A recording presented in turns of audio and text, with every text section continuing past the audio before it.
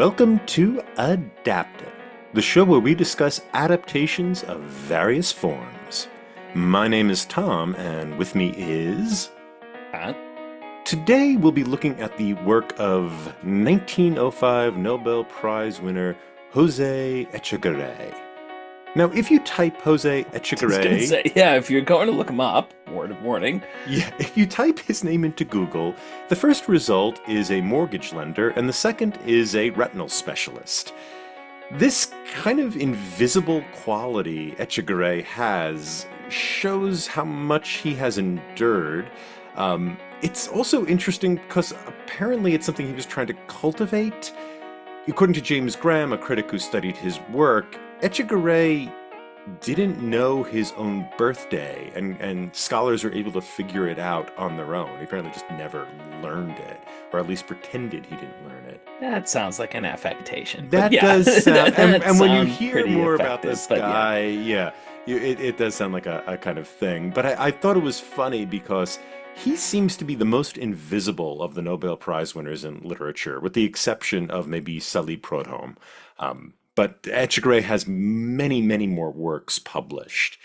But he's a very interesting guy. So he graduated first in his class at the Escuela de Caminos, an engineering school in Madrid, taking a degree in engineering, obviously, taught engineering at the School for Public Works in Madrid.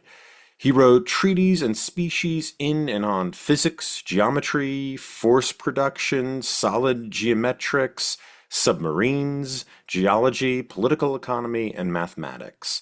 He helped design a major tunnel and produce speeches on major political movements of the day. this just reminds me. I saw something online recently which just said, "I want to be a dude from like 1900." They go where you could be like, "He's the president of Harvard and won a gold medal, and last year he wrote the number one play on Broadway." You'd be like, Yeah.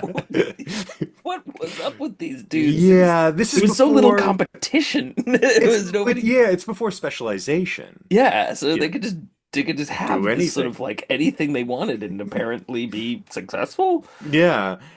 He also became a really good duelist at one point. And after there was a revel Pianos, pistols, swords, like what kind of swords. He swords? became Okay. he realized he didn't know how to duel. Apparently he had this thing where like he would learn he didn't know how to do something and then become obsessive about mastering it and then master it and become obsessive about something else and master it. So that's what he'd like to do. And there was a revolution of sorts in 1868 in Spain, in which Isabella, a very unpopular queen, ran. We had the first republic in Spain for a very short period until 1873, 1874. And Echegaray was very prominent in the government and the cabinet during the Republic years. And he became kind of a figure in the public's imagination at that time. However, a few years before that, in 1864, his younger brother Miguel staged a play. And when Jose realized he didn't know how to write a play, and somebody so that somebody else wrote a play, he decided he needed to develop and write a play. He was, however, distracted because of the revolution and his work in the Spanish Republic. And then, when there was a Bourbon Revolution in response and a king was put back on the throne, he fled to France and hid out because he thought it was in danger from his life. He was guaranteed that he would not be killed, so he came back to Spain the next year, but with his brief break in France, he was able to write a bunch of plays and start his career. This guy is exhausting. Yeah. Like, why? Why would you do this? Yeah, and it's interesting because he had these kind of, he was very much a free trader and opposed to monarchy, it seems. But his plays were really into the Spanish Golden Age. He wanted to replicate the Spanish Golden Age in his plays.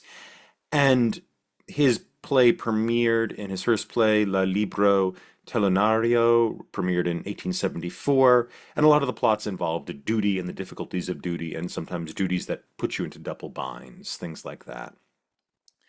He was almost immediately famous for this, and some of his plays got him in trouble. He had a play called The Stake and the Cross and Conflicts of Duties and these apparently defended free thought, and that got him in trouble with the monarchy, but not enough to shut him down. But he just kept going. His play Il Gran Galeotto premiered in 1877, um, and it was his most popular work. It still seems to be his most popular work. I'm sorry, not 1877, 1881. My bad. And the play went through an unheard of 5 editions. It was published 5 times. By the end of his life, Echegaray had written over 50 plays, writing sometimes 4 per year, even though he had not started writing drama until he was 40. He also Oh, wrote this time. between, yeah, he Yeah. wrote between 25 and 30 mathematical textbooks and treaties, amongst a bunch of other treaties on a bunch of other different topics. I'm less likely to meet that standard. Yeah. um, in his banquet speech, Auf Versen, the head of the Nobel Literature Committee that awarded this, he argued that after the Greeks, the theater tradition had been taken on primarily by the Spanish and the English. I don't know if I agree with I'm him. not sure that's correct. Yeah. I mean, Uh, eh, yeah. Racine would probably disagree, and Disagree with that, yeah, yeah, but it plenty of seemed Germans would dis anyway. yeah, Ibsen would certainly disagree. that seems to be somewhat Chekhov would disagree. Yeah, fanciful there's a lot on of problems with that statement. Verson's There's a lot of problems with that statement. approximation there. However, what Verson ended up saying was, quote, that Echegaray had, quote, the same dignity from which oldest times have been the distinct mark of Spanish dramatist. So, like with other things, the Nobel Prize Committee at that time was looking towards the past. They thought he kind of embodied the ideals of past Spanish dramatists. Is Um, he the first dramatist to win? He probably is, right? One of the yes, first. Yeah, he's got to be the yeah, first. he's the first dramatist to win, and he's the first Spaniard to win. He also didn't give a speech. He didn't give a banquet speech, so he has no reflections on this. I think he dies in 1916, so his years are 1832 to 1916. And so that brings us to his most popular play, The Great I would like to point out Galeotto. that I was shocked when I went to, my local library system and put it in there, and they had a copy of El Gran Galeotto. How are we pronouncing it? Galeotto? Galeotto? Galeotto? Galeotto? It ends in an O. Galeotto. Yeah. Okay. Gonna go with Galeotto. El Gran Galeotto. I thought, oh, that's really they did. And it was in it was in like one of the ones in the local city. And it just said like I've never seen this before on like because usually it says like on the shelf or like in kind of tells you where and this one just said in the stacks, which I was like, I don't these are local public libraries. I didn't know local public libraries had stacks, but apparently they do.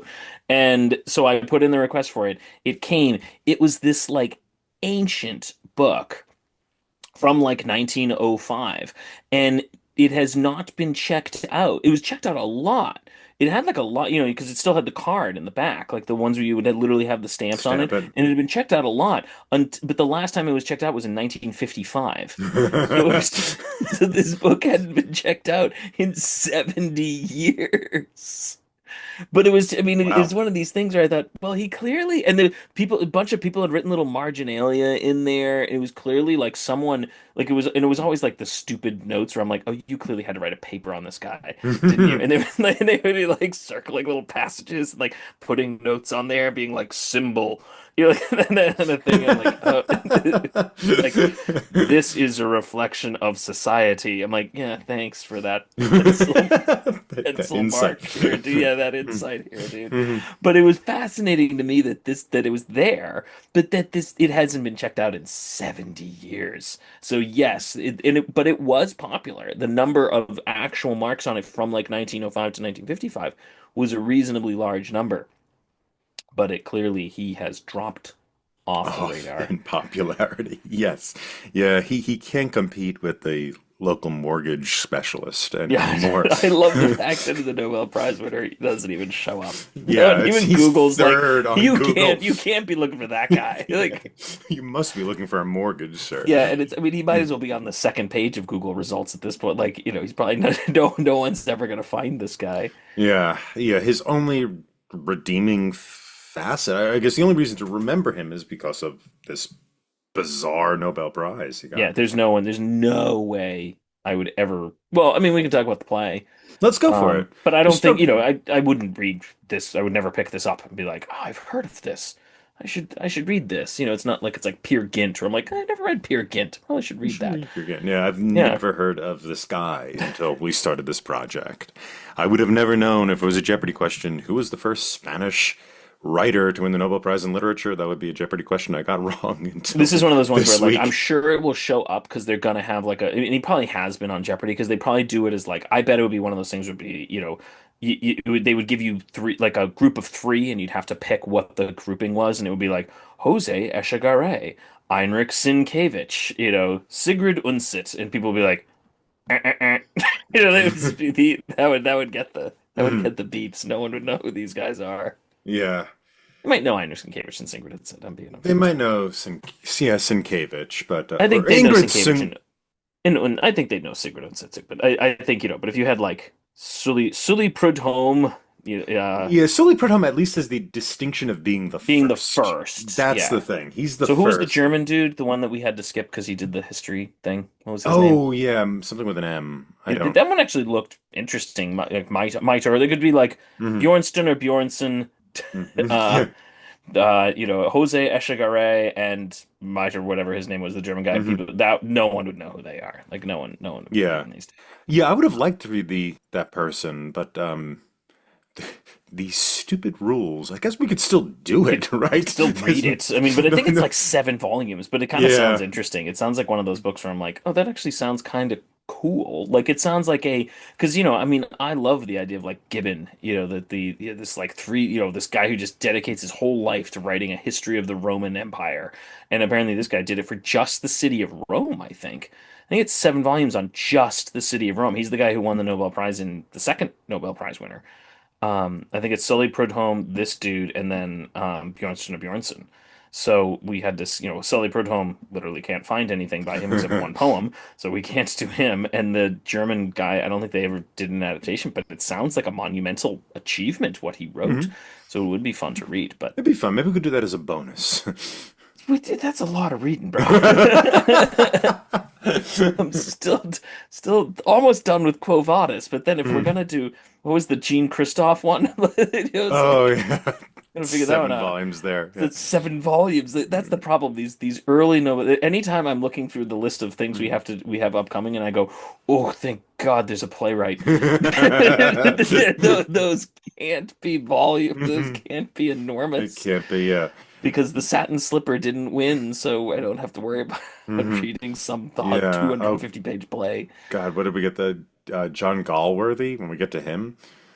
His What did he books. do? Oh, he won the Nobel Prize somewhere in the 1920s or 1930s, but the Forsyth Saga is a fat lady. Well, we'll burn those bridges when it comes to it. Yeah, Yeah, yeah. we'll burn those bridges when we come to Yeah, it. it's But excellent. the Uh, but this one, so the let's give it a play. plot Yeah, summary.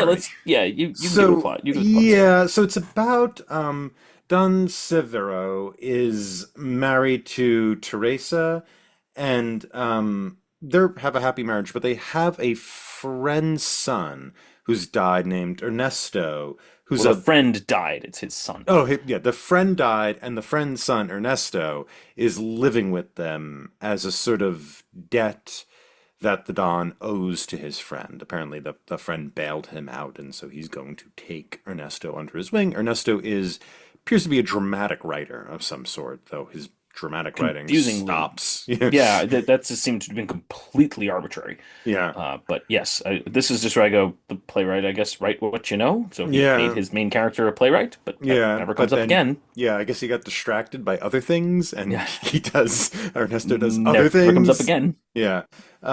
It's sort of in the beginning and it's thematically relevant, but it doesn't happen. It doesn't click No, again. it has no plot And relevance. then the society at large of Spain suspects that the wife and Ernesto are in a romance, even though they're not, and they're perfectly noble and chaste, and nothing. They don't become attracted to each other, and eventually this leads to Ernesto challenging someone to a duel for insulting her honor. At which point, the Don um, jumps in, and Don Julian John Julian, not Surveyor. John Julian jumps in and he fights and he gets hurt and he's dying. And then he begins to believe that they have a romance. And at the very end, finally Ernesto goes, whatever, you forced it into it. And they run off together as presumably lovers from here on out. The idea, mainly Galeotto, comes from it's a panderer figure from Lancelot and Guinevere, who was the go-between between Lancelot and Guinevere, which is referenced in the Inferno episode of Francesca. And apparently she was reading that book when she committed adultery with somebody. So the great Is that Galeotto and Francesco and Paolo? That one in the Mhm. Divine Comedy? Yeah, Oh, no, that's what it was referring to. yeah, I he's knew it was referencing the oh, yeah, he's that they were having writing. an affair when he read it, and then they had an illicit kiss, which apparently was not just a kiss, and yada yada. But Yeah. Well, she was apparently reading stories of Lancelot and Guinevere. And in the yeah, I knew that. prologue Yeah. to this play, he is writing a play about that. Oh, okay. About Francesco and Paolo, that section. Yeah. Okay, okay, okay. Got it, got it. Yeah. So he's writing up that's where his drama comes in. And then eventually towards the end of Act Two or Act Three, it all kind of bleeds together. He has a monologue about it as well. But A lot of eventually monologues. there's a lot of monologues. Some of them are not necessary at all, as they're repetitious and kind of annoying. But he does mention that it's society itself that is the great Galeotto, Yeah, that society itself has forced them together. Yeah, forced them brought them. Yeah. together through these horrid rumors, and so on and so forth. And I think you could tell by my tone I'm not the biggest fan of this play. How about you, I mean, Pat? it's not. I mean, your summary is fine. I mean, it's not. It's not very good. Um, I mean, this is a play. As I was reading, it's not a play. No one would want to sit through this nowadays. Like, there's no way. It's not. There's plenty of good drama from the late 19th century, and this is just not one of them. But it was at least a little bit more interesting than I originally thought. I kind of thought it was going to go down the road of just they were going to have a duel and everyone was going to be mad and then there was going to be some sort of melodrama and then they would kill each other and I mean that's kind of what happens, but at least it kind of had a little bit of gall at the end. Like I don't know, I kind of liked the idea of the dude just being like, "You know what? Fine. You forced us together. We'll go." Like it kind of had this um not, I mean, it's not as good as Dollhouse, obviously, but it kind of had a little bit of that kind of Dollhouse thing where you kind of thought they were all just going to die and it was going to be melodrama. Or, in Dollhouse, you just think like, oh, everything's fine now. They're going to get, they're going to settle down and with their children. And then it's like, oh no, she ran out the door. And so this kind of had a little bit of that feeling, but I don't know that it earned it. It had more of the feeling of the end of that Simpsons episode where Grandpa Simpson runs off with Marge's mother, and they just they just get on the bus and just gonna ride off on the bus. There's no sense that there's no sense on exactly why they're doing what they're doing. I guess it's but it had a little bit of sort of drama. There is a little bit of a sense of did they have an affair? Did they not? I think if you did restage it and you kind of played with the ambiguity a lot more and you cut a lot of the monologuing, you could actually kind of make this more interesting. Like if you had this as the audience does, because the problem is the audience generally knows that they're not having an affair. So They tell you over and over and over and over again. over again. So there's sort of the sense of well, what's the dramatic tension here? There really is none. There's no sort of dramatic irony at play here. But because we know that they're not. I guess some of the characters don't know that they're not. So it just doesn't really work. But if the audience doesn't know, and there's a sense of, well, I'm not positive if they're having an affair or not. They keep saying they're not, but that they could just be lying. And actually, there's indications that they are. And then you kind of get to that ending where they finally say, "Oh no, the husband's dead, and now we have to be together." Then you kind of you've got enough there to kind of make an audience wonder exactly what happened here and were they manipulating the situation or were they manipulated by the situation or is it both? You could have an interesting play there, but you have to. This play seems to want to make a point about society and gossip, which is just no one cares. Like Did you we're, know gossip is bad? We shouldn't gossip. we shouldn't gossip, We but it's shouldn't just. do that. But this is this feeling of like I don't know, like a like when Tom was it who was no, it wasn't Tom Cruise. It was Brangelina when Brad Pitt and Angelina Jolie were having an affair, and there was all this conversation about poor Jennifer Aniston and were Brad Pitt and Jen. Like it kind of has that feeling to it. And then the TMZ. That's TMZ that's the thing. Yeah. TMZ forced Jennifer, or forced Brad Pitt and Angelina together, and that's why they ended. Like that's what this has that feeling of. And there's, I don't know, it might just be our sort of somewhat jaded perspective on that and our lack of any sense of social propriety and sort of status or scale. Like that would be the equivalent is watching that Brad Pitt and Angelina Jolie. And I could not care less. Could not care more, could not care less, whatever. I could not care less. Yeah. And that's I think the fundamental problem of this that maybe you would care if this was the society you were coming from, but it does not age well. No, there isn't really a lot of dramatic tension because they spend so much time making sure you know that they are not a couple. That Ernesto is not sleeping with Teresa. I think that's her name. And there isn't a lot else to these characters. No. Ernesto is a dramatist, but it doesn't come up again at all, except in the prologue. So you don't know really what he's doing.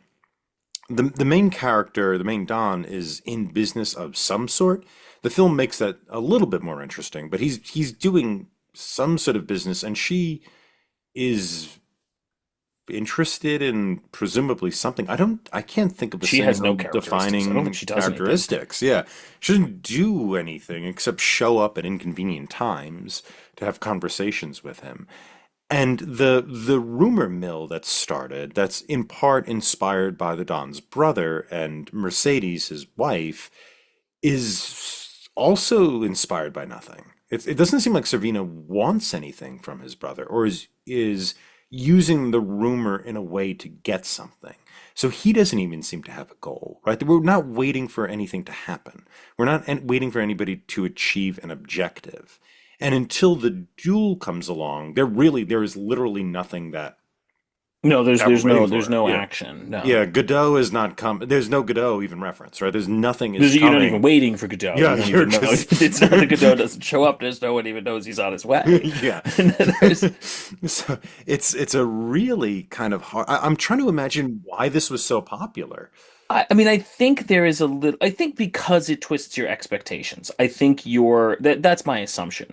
I think you're expecting a sort of well-made play, like a well-made melodrama. I think that's why that this is my theory of why Doll's House is so it's good, we like it, but I think it was devastating to its audience at the time because it feels like a well-made play. It's the exact structure, well-made play meaning a play that follows a specific pattern of events that you're supposed to have, an event from the past comes back and that causes some sort of drama and they have to deal with it and usually there's some and it follows the exact pattern that this thing is supposed to follow and then you get to the last act and in a well-made play it's supposed to be everything goes back to their sort of standard thing and in Doll's House he blows that up. And if you watch the play again, you could see that it's not as if he doesn't tell you the whole time that that's a possibility. It's all there, but the audience isn't picking up on that cue. They're picking up on the pattern that they think is there, which is why Doll's House, I think, was so explosive at the time because when you get to the end, you thought you knew what you were getting and you don't get it. That's the impression I think I get with this play is that you were supposed to think this is a Greek tragedy. You were supposed to think that this is that some sort of that instead of the gods or fate, it's society, and it's going to crush them. And the rumor mill is like an oracle. Like I do get there's this Greek kind of tragedy thing going with it. So what you assume is going to happen at the end is they're going to kill the two Dons are going to kill each other, or they're going to kill the I don't remember Teresa. Like they're all going to be dead. There's just going to be bodies strewn across the floor, and you're going to sort of end up with the classic tragedy, the blind, Oedipus wandering about stage. That's what I think you think you're going to get, and then you don't. It's something totally different. It's he actually accepts the fact that this is what the rumor mill that fate has done to him, and he takes the woman and walks off to they go to America, don't they? I think so. I Yeah. think they literally say like, and well, only place we can be safe now and happy is America. Like, oh God, America, we have to go there now. Like that scene, and so that's the why I think it's effective or was effective. It doesn't work now because we have no expectations that this thing's subverting. We don't care about any of these characters or most of their plight. It's completely and utterly meaningless to us. It just doesn't age because it's so based in a time and social expectations and conventions that have no interest to us whatsoever. So we it can't subvert our expectations because we don't really have any, and we can't sort of feel the catharsis of fear of their situation because no one cares about their Yeah, situation. it's hard to make it caring. Yeah, it's that's a good point. And uh Echegaray was actually a big fan of Ibsen. And in one of his plays, The Son of Don Juan, he actually quotes from Ibsen. He quotes Mother the Sun from Ghosts, that Oh, ending thing yeah, goes. I like that play. Yeah, so apparently he was pretty well aware of Ibsen and kind of wanted to do some of the same things Ibsen was doing. And he wrote about it. He was pretty open about that. So I wonder if that kind of effect was happening because Ibsen is with Doll's House 1870s. 70, yeah, Yeah, 1872 or 4, something like that. something like that. And this is a little later than that. So I think that's what I Mm. think that's what he's That's doing. that's a really good reading. I think And that that's what you why I gave. thought it, yeah, and that's why I thought I gave it a little more credit than you do. It's not good. I would never want to sit through this thing. Like I will happily sit through a good production of Doll's House. Ghost is a little harder to sit through, but a good production. I saw one good production of Ghost, but Ghost is a hard one to sit through if it's bad. But there's Ibsen is really great, pretty much like without across the board. But this, I would never sit through this thing. This thing would be intolerable. But I thought that there's something I like seeing people try something and fail. Like Hmm. I think there's a sort of integrity to that, and I think that's what he's trying to do. And I think at the time it would have been effective. Hmm. That's why I had a higher opinion of what it was trying to do. It's still intolerable, but but at least I had respect for what he's attempting by the Hmm. end. Yeah, yeah, What I think he's attempting. yeah, that's a good point. I We'll have to like ask the Jose Echegaray scholar. The yeah, the Jose. the There's oh, I guarantee you there are not many. I went into the You go to J college I Store? Did you worked go to J for. Store? Look at J I did. Store. Well, I went through the college library looking for some articles about him. I found a lot of copies of his plays, and I looked through some of the introductions there, but even most of them don't have introductions. I found two, the one from this and the one from the guy talk that I quoted from earlier. And I actually found some articles by the doctor. I found more articles by the doctor guy, the Echegaray, who's a doctor, Oh, than I found about Echegaray. So even in the yeah. library database, this man is not coming up very often. Um, Can you imagine being? I mean, I'm shocked no one's done a doctoral thesis on this. Someone's clearly done Somebody it. had to, but Somebody has to have been like, man, I need something. yeah, Like I can't just manage Golden Age. There's a zillion of them. I can't do. What am I gonna do here? And they just thought, this guy won a Nobel Prize. I can read. because He's got yeah, 50 plays. That's a thesis. they're Like you easy can to easily get read. they're Yeah, easy to read. That's a doctoral thesis. I can get my thesis in this. yeah, and Like there's I can write on this guy. And some he's a themes Nobel Prize apparently. winner. They can't deny me. Mm, Like yeah, it's justified if you were doing like a Spanish language masters or something like yeah. that. Yeah. And there's things about him. Just seems like such a more interesting person than his drama. And I wonder if what you're saying, that's why this play was so popular, but it seems like a lot of his other plays were far more controversial and maybe would endure more today if people actually read this guy, because I think The Son of Don Juan is about a like 60-year-old Don Juan with his wife and child, and how his Don Juaning of earlier years negatively affected the kid, and how the kid has to kind of See, now deal with that's this. interesting. Yeah, I Yeah. mean that makes for a good. drama. Potentially, sure. So that seems like a bit more of something that would endure. It just seems like this movie, part of it is, I think what you're saying, it was picked into film pretty quickly early on in the history of movies, which is our transition to, because Hey, but hey, the movie's from the 50s, though, right? the movies from the 50s, there were a few silent films earlier on. And so there was the 1915 celebrated Scandal, Lover from 1927, and then there was apparently a fairly good film adaptation from America from 1920 that's lost, that we would have done had it not been lost, but it was apparently very popular. And so you had the three silent films of this thing within 12 years of each other, it looks like. And so I apparently it was something for a little while. But the time when this comes out, the film version we saw, Raphael Gil made it in 1951. It's kind of an interesting time for Spanish cinema, to give a little introduction to this. Gil was one of the most awarded Spanish filmmakers during the Franco era, and he was a frequent collaborator with pro-Franco screenwriter Ferdinand Vizcaino Casas, and Gil was very much liked by the pro-Franco people, including Franco. And apparently, Franco wrote scripts for movies at this time, so Gil was involved in that. Didn't we do like a Spanish Civil War era movie during in the other podcast? Didn't we do a Spanish Civil War era movie? Yes, we did. What was that movie? That was a good The movie. Beehive. The Beehive. That was a Mm. good movie. Yeah, it was a weird movie. That was the Spirit of the Beehive. Spirit of the Spirit of Beehive. the Beehive. What a weird That movie. was a weird Yeah. movie. Yeah, that was not a pro-Franco movie. No, clearly not. But no, I was because I'm just trying to think. I don't know anything about Spanish cinema. I don't know It's anything. it's apparently not very.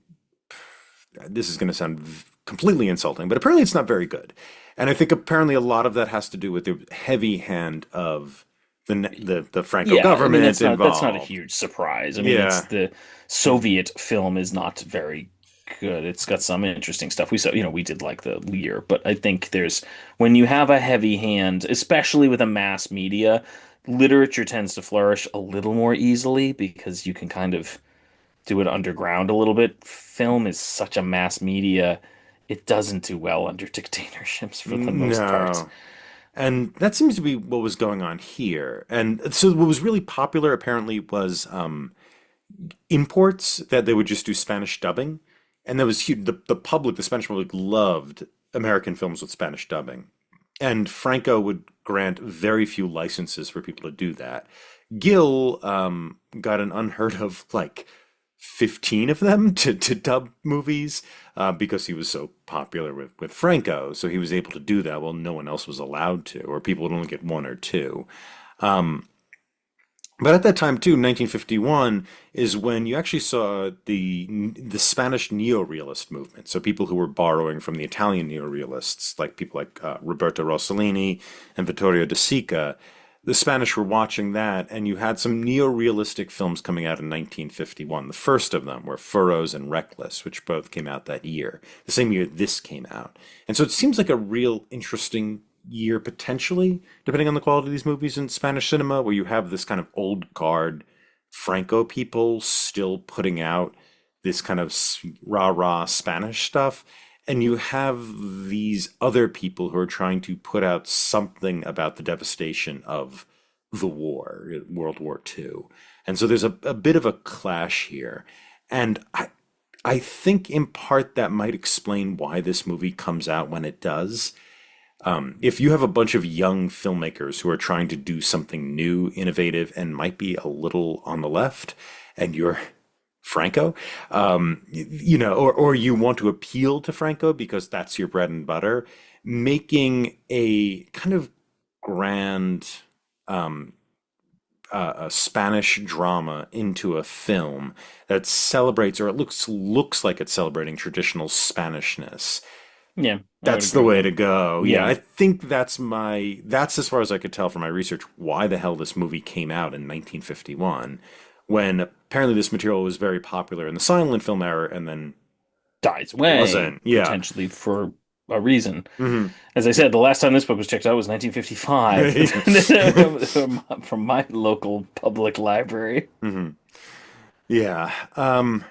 And I think the movie tries to make some improvements on It tries. it It sure does. tries. It sure Yeah. does. Some things are stupid. So it has in its prologue, sort of a prologue, its first act, let's say, you see the death of Ernesto's father. Apparently was running a business and gets killed by trade unionists who are, obviously the I couldn't, so villain. I should just throw out here.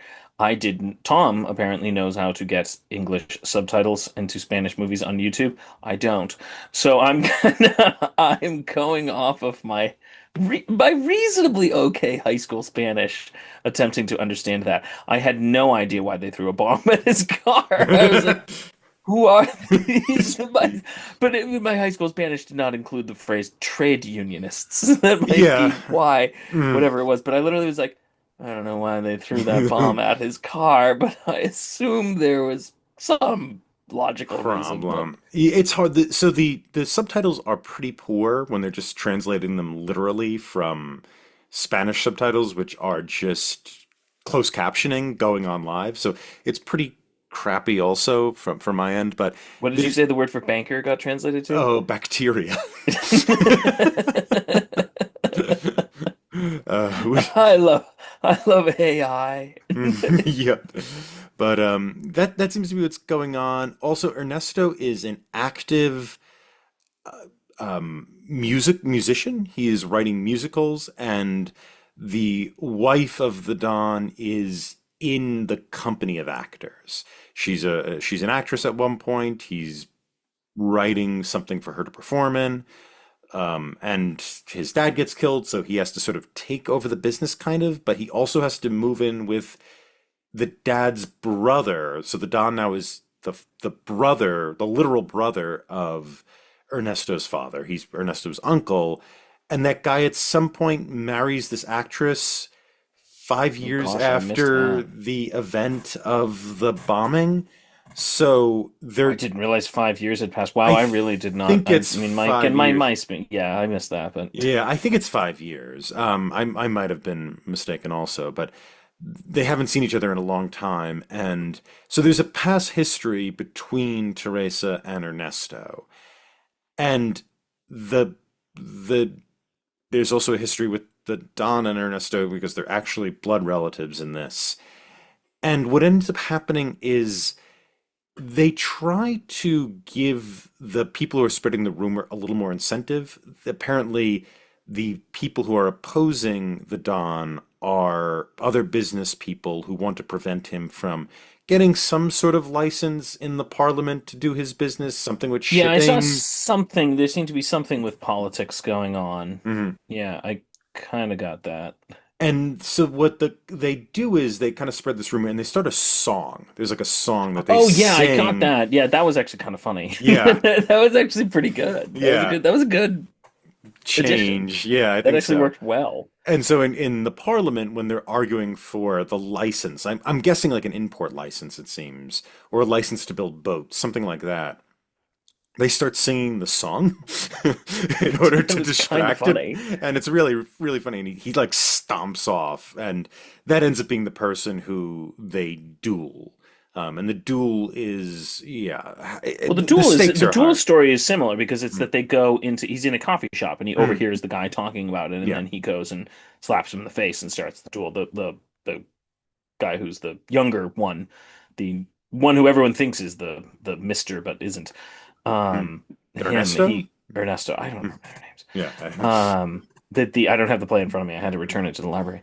But the so normally I would be referring to that. But yeah, so I mean that was similar, and then they have the duel, and that comparable. Yeah, and it's a you actually get to see the duel, and it's very dramatic. Though you could call that he was going to get kicked out of the window I, pretty easy. well, they very clear. I mean, there was a motif. Did you pick up on the motif? Did you get Breaking it? glass Oh my motif. God, goodness, it's how the did you most. notice that there was a motif of breaking glass? Mm, How could you? I mean, that there was. I'm like, man, they just need to show this to high school kids to be like, this is what a motif is. Yeah. Did you notice how many Oh. times Mm, some sort of glass object got broken? mm, Either a mirror. That was actually a nice touch in the beginning when they had the mm, mirror break and they filmed them in the broken mirror. That was a mm. nice, that was creative. Yeah. Um, The you the know, saints in the glass. That's a broken glass moment. that Yeah. was a broken glass one, and then there's definitely another one in there somewhere, and On then they my have the English final that I'm giving on Friday, there is, please tell me the difference between a theme, a motif, and a symbol. So maybe I can show them this you could before you that. could show them this one because this did I use the word correctly? Am I Yeah, oh, correct yeah, in yeah. calling that It's a yeah, motif? Okay. I yeah. was I like, would please, say please so. tell Yeah, me you're not like, yeah. that's actually not a motif. That would be. Technically, No. here's a long Um, Greek word that technically is, but yeah, exactly. You'd be like, that's actually a sketchaloskia. I'd be like, yeah. shut up. Oh, sh- But yeah, mm, so it's and then they sort of they have the broken glass when the before he falls out the window because the sword breaks the glass and the oh goodness, so mm. many breaking glass. Yeah, yeah. There's a that's a motif. There you go. Um, Mm. but and then he falls out the window. So it was like, yeah, I mean, you could have seen that one coming. Uh, but the duel was, It it was actually was exciting. reasonably well choreographed. Yeah. Actually, it's a well. That's why I think Rob Reiner should have a shot at this one. Okay. There was I'm seeing it a little more now. yeah, Yeah. but that I thought was actually fairly. That was a good sequence, like the duel. But I mean, this movie is what, an hour and 20 minutes. Hmm. Number one. That duel is like 10 minutes of it. I mean, it's long. It's a Hmm. good duel, but it's long. It's a significant sequence. And even at that early sequence, as I said, I don't like the addition of the bomb and this kind of stuff. Just start it in medias res. You don't need to do that, but I think they felt they needed to because otherwise the movie would be like an hour long.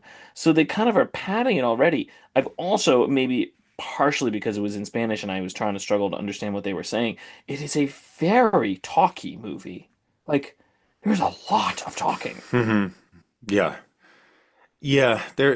There's a lot of talking and and not a lot of doing. things, not a lot of doing. Like There there's just a lot of talking. there isn't a lot of cards knocking down other cards or dominoes knocking down other dominoes. I No. liked in the third act when you end up getting the guy having a reason to make up the rumor, but the rumor had started by that point, and it seemed to start because this friend of the Don was standing in a window and he looked in, him and his annoying wife and their female friend, and saw them talking.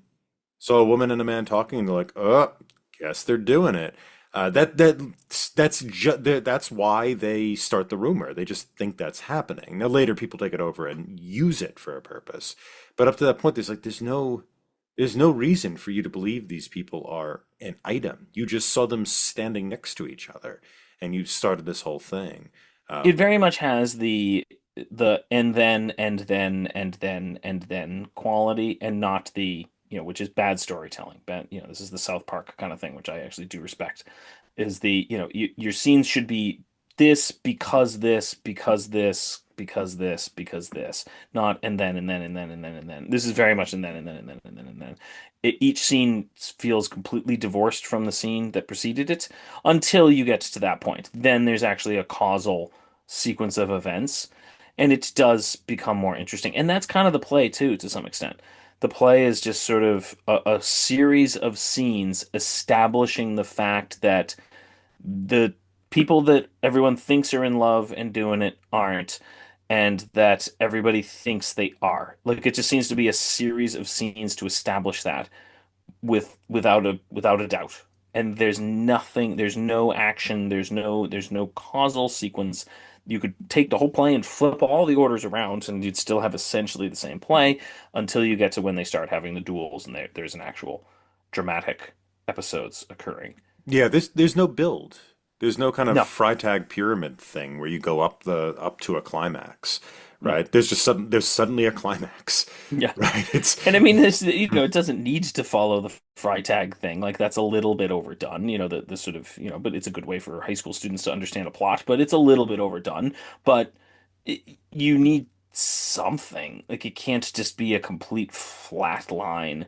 Like how are you going to hold people's attention for an extended period of time? Yeah, I don't know how they did it because even characters like Pepitio or whatever, the son of Servino, he's just another character in it, and he's in the play to also tell them that people are making rumors up about them. He has like a three-page monologue at one point, and the whole point of the monologue is people are making things up about you guys, which everybody else says also. Because everyone's already sad. Yeah, They've and already it's a informed them of this three-page fact. monologue, and it's usually in a very good play.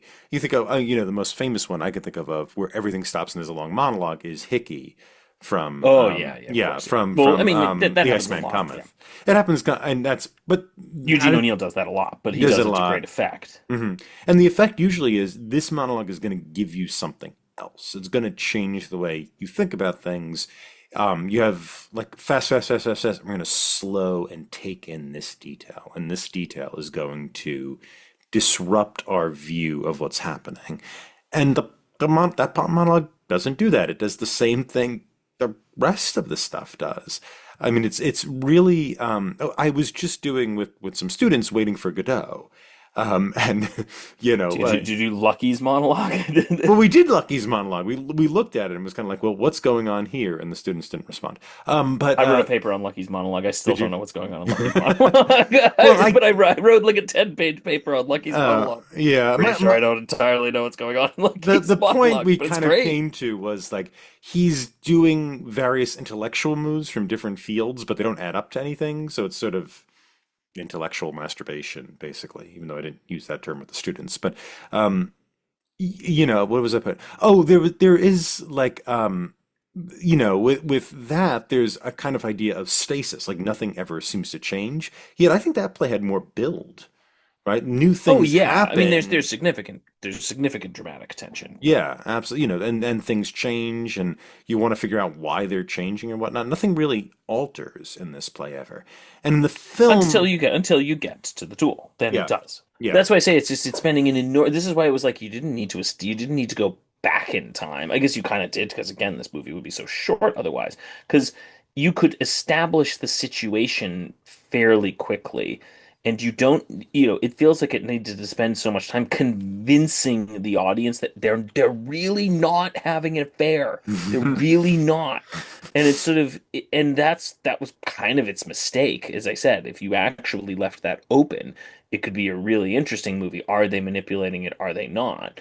Are they willingly being manipulated? Are they manipulating it behind the scenes? Like you could have a really interesting play there. But this thing was just like, no, we are gonna make it absolutely clear they are moral, chaste individuals. Like we are Yeah. absolute on this. And now we shall see what happens to the cruelty of TMZ Mhm. when they pounce on poor Brangelina. Like that's sort of what it had. That's kind of Yeah. it kind of has that feel to it. Mhm. And I don't think that's very dramatically It's interesting. not very dramatically interesting. It's probably why it won the Nobel Prize. It's probably this, it's noble. It looks towards the past as a model for how to live. It shows an ideal shattered by contemporary times. I think that's Yeah. what they were looking for. If we're going to think of these early years of the Nobel Prize, the first 20 years or so of the Nobel Prize, as having a sort of canon that has tenets and we can describe them, I think one of them is that. It's Yes, just I would agree. can you find the valor of the past and to a certain extent why it isn't there anymore. And it fits very well into that canon for what that canon is worth. Yeah, but well, I guess when we get to like, I think some that has value. There are writers who have done it well, and we'll get to them soon. But this dude is not one of them. No. So, this question, is this a work we should continue to read today? No. um, you know what? I'm gonna say no also. No, Yeah, I no. don't think Jose Echegaray has passed the test of Yes. time. I mean, it's pretty. Yeah. But don't worry, he's written 49 other plays and about 30 or Well, Andy's 40 dead, so I'm not really that dissertations worried on, about yeah, it. about how his, Andy's dead. yeah, So his offense. Yeah. yeah, Um, his family is probably not too offended by our commentary on mm, this. yeah. But if you need a mortgage lender, go to Mr. Jose Echegaray. All right. Any closing comments? Or shall we close up? I think we close this guy out. We I don't close this really want guy. to, I don't want to do this guy again. I Yeah. can't believe he won over Ibsen. Such a shame. Yeah. When quoting Ibsen too, he's quoting Ibsen in his plays. That's uh, if you enjoyed El Gran Galeotto, check out Lover from 1927 and The Celebrated Scandal from 1915.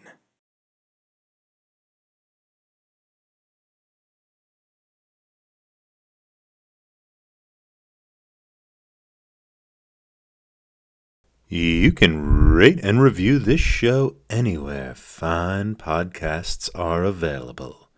For those viewing in YouTube land, if you haven't already, please like this video, subscribe to the Talking Studios channel for all our exciting content, and follow us on social media at Talking Studios. Check out other shows by Talking Studios, including Talking Pictures Trivia, where we explore movies through trivia, Keep Making Movies, where we explore micro-budget films, Limited Lexicon, where we play through text-based adventure games, and Get the Point, where we slowly reveal a movie poster and try to guess which movie poster it is. Got a question for us?